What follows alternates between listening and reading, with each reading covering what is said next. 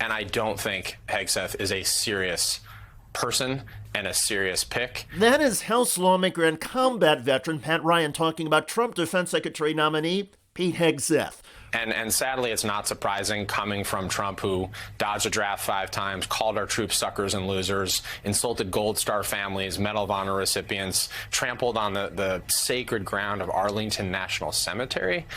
And I'm not surprised that he picked a Fox News host rather than someone who was going to understand the seriousness of the moment.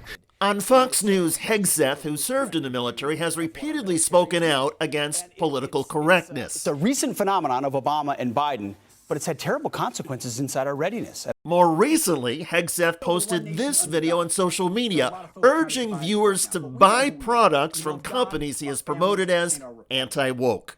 Your support of veteran-owned, American-made, anti-woke companies like Palmetto State Armory, Caliber Coffee, Right to Bear Self-Defense, and AAC Ammunition keeps us strong at home. We vote with our feet and our dollars to stay free.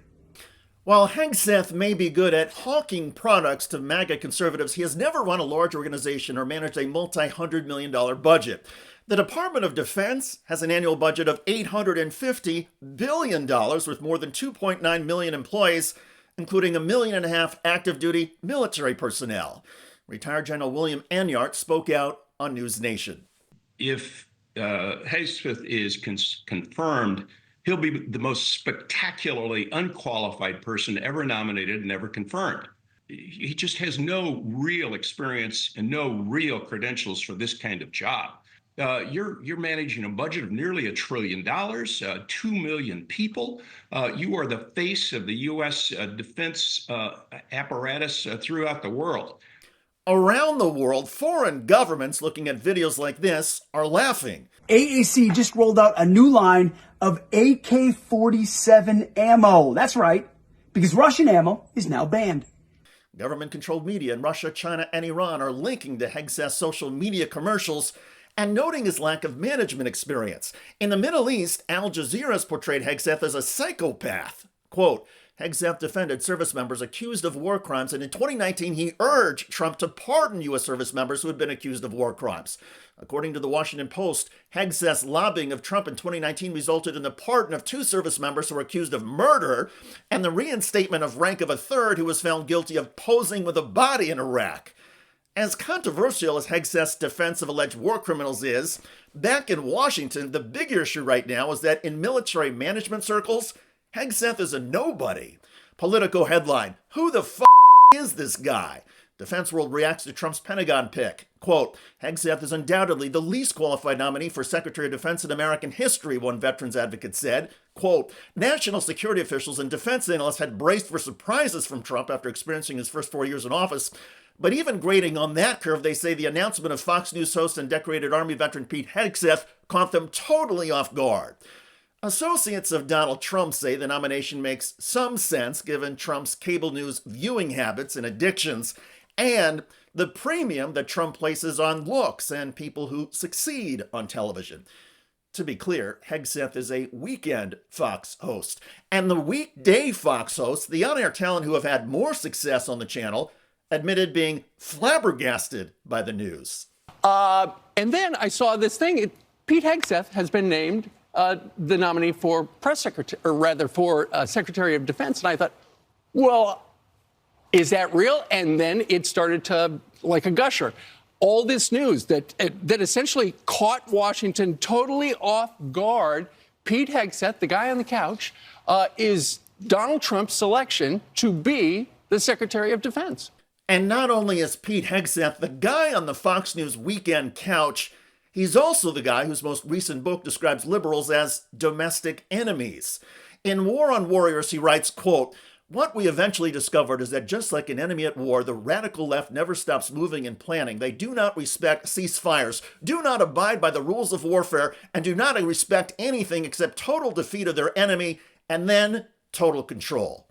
The take no prisoners rhetoric and approach is a match with Donald Trump, particularly regarding Donald Trump's views of wokeness in the U.S. military.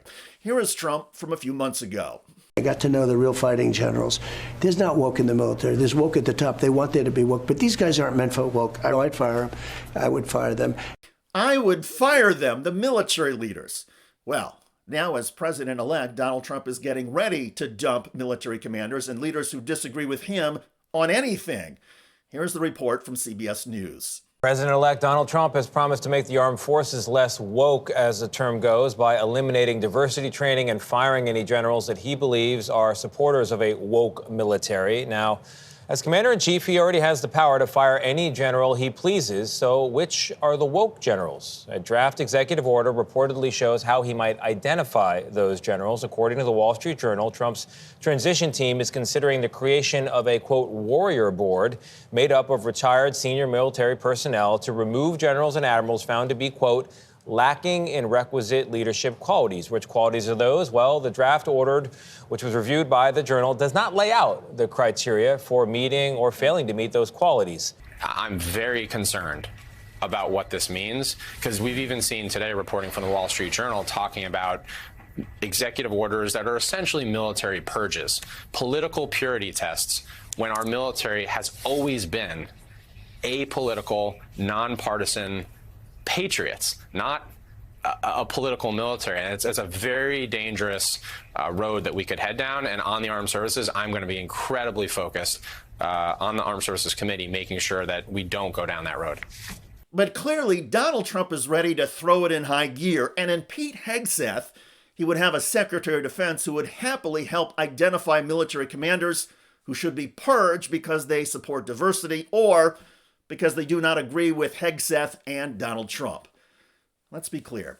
Members of the U.S. military take an oath to protect and defend the Constitution. They do not swear to be a palace guard for a president. Relatedly, if President Trump were to order U.S. military troops to shoot protesters, which is a power that Project 2025 has advocated, the military forces could refuse, but then the troops could be terminated. You see where all of this is going. Donald Trump's administration is going to require absolute loyalty to him above all else. And that will be the case not just in the military, but also the FBI, the Department of Justice, and other federal law enforcement agencies. Protecting and defending the Constitution will not be the priority. And there will be a lot of Pete Hegseths running around carrying out Donald Trump's desires. The only saving grace, at least with Hegseth, is that he will still face a Senate confirmation hearing and a Senate vote. And there are rumblings that a few Republican senators are miffed at his nomination. They point to the experience and credibility of Republican Florida Senator Marco Rubio, who's been nominated as Secretary of State. And they say that kind of seriousness and experience is needed also at the Pentagon. Rubio is legitimate, they've reportedly said, and Hegseth is a joke. And thanks to the Hegseth nomination, a lot of people in Washington and around the globe are laughing at Trump and laughing at the United States. By the way, one person who has so far been snubbed for a Trump cabinet position is Georgia House Republican Marjorie Taylor Greene. Trump rejected her desires to be Secretary of Homeland Security and instead picked South Dakota Governor Kristi Noem, the dog killer. And Jesus is my savior. I don't worship President Trump. And I'm really sick and tired of the bull annex I have to deal with constantly. These days, if Marjorie Taylor Greene is angry, it may be thanks to this. Trump picks Governor Kristi Noem to serve as Homeland Security Secretary. Those criminals, murderers, rapists that are threatening safety in our communities, they're going to be the first ones on the list to go. But much of MAGA world thought the job of DHS Secretary would go to Greene. Congressman Greene, you've done so much work. You're such a fighter. Now, is there any truth to the rumor that you're going to take over as DHS? While Greene laughed on election night, associates say she now feels humiliated. Furthermore, Greene reportedly wanted the DHS secretary gig and thought her longstanding focus on immigration would land her the job. That's 45,000 encounters in the last 5 days. But now, instead of Greene running DHS, it will be Kristi Noem, whose most prominent security and law enforcement experience includes executing a dog. You wrote in your recent book, No Going Back, about shooting your dog, Cricket. Check out that video at the link below. It generated a lot of comments on YouTube.